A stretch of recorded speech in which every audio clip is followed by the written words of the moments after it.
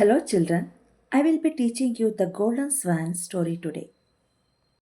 This story tells us that excessive greed leads to loss and misfortune. It teaches the importance of contentment and not being overly covetous.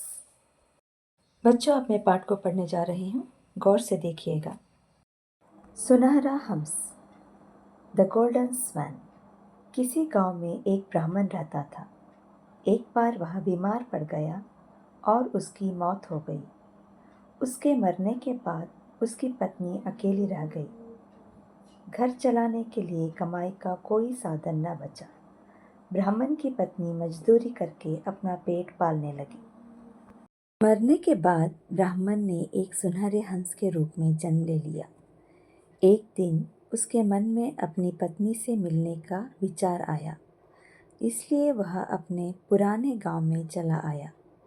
वहां आकर उसने देखा कि उसकी पत्नी बहुत निर्धनता में जीवन बिता रही है। हंस को बहुत दुख हुआ।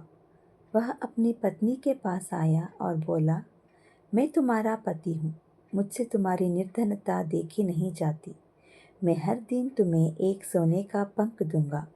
तुम उसे बेच दिया करो और बदले में मिलने वाले धन से अपनी ज़रूरतें पूरी कर लिया करो। इस बात से उसकी पत्नी बहुत खुश हुई।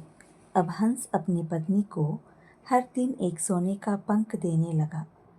पत्नी जल्द ही धनी हो गई। एक दिन ब्राह्मण की पत्नी ने सोचा कि क्यों ना मैं इस हंस के सोने के सब पंख एक साथ निकाल लूं।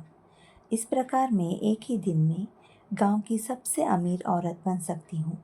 यही सोचकर उसने हंस को पकड़ा और सारे पंख नोच नोच कर निकालने लगी।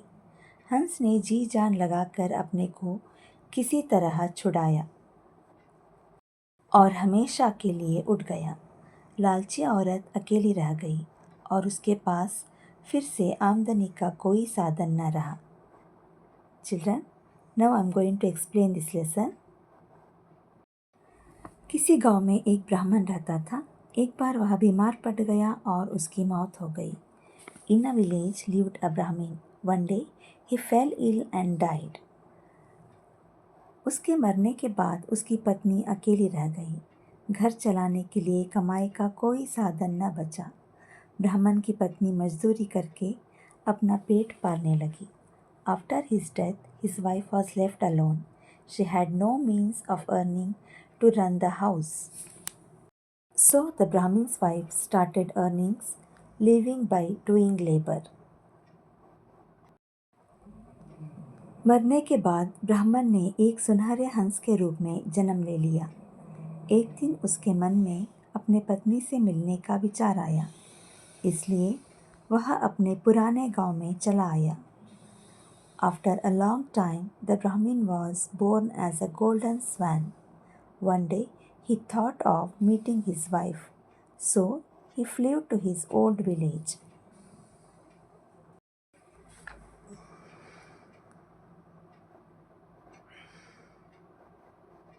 वहां आकर उसने देखा कि उसकी पत्नी बहुत निर्धनता में जीवन बिता रही है। हंस को बहुत दुख हुआ। There he saw that his wife was living a very poor life. The swan was very sad. वह अपनी पत्नी के पास आया और बोला, मैं तुम्हारा पति हूँ, मुझसे तुम्हारी निर्धनता देखी नहीं जाती। He came to his wife and said, I am your husband. I cannot bear to see your poverty. मैं हर दिन तुम्हें एक सोने का पंख दूंगा। तुम उसे बेच दिया करो और बदले में मिलने वाले धन से अपने ज़रूरतें पूरे कर लिया करो। I will give you a golden feather every day. You can sell it and fulfill your needs with the money you get in return. इस बात से उसकी पत्नी बहुत खुश हुई। अब हंस अपनी पत्नी को हर दिन एक सोने का पंख देने लगा। His wife was very happy with this. Now the swan started giving his wife a golden feather every day.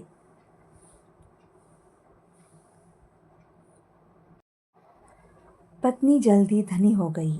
The wife soon became rich. एक दिन ब्राह्मण की पत्नी ने सोचा कि क्यों ना मैं इस हंस के सोने के सब पंख एक साथ निकाल लूं। One day the Brahmin's wife thought, Why don't I take out one of my golden feathers along with this goose? इस प्रकार मैं एक ही दिन में गांव के सबसे अमीर औरत बन सकती हूँ। यही सोचकर उसने हंस को पकड़ा और सारे पंख नोच नोच कर निकालने लगी। This way, in a day, I can become the richest person in the village. Thinking this, she caught the goose and started pulling out in feathers one by one. हंस ने जी जान लगाकर अपने को किसी तरह छुड़ाया और हमेशा के लिए उड़ गया। The goose struggled with all its might to free itself and finally flew away forever.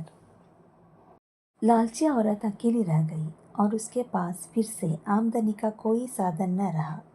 The greedy woman was left alone and had no source of income anymore. बच्चों, यह पाठ हमें सिखाता है कि लालच बुरी बात है। Greed leads to loss. Thank you.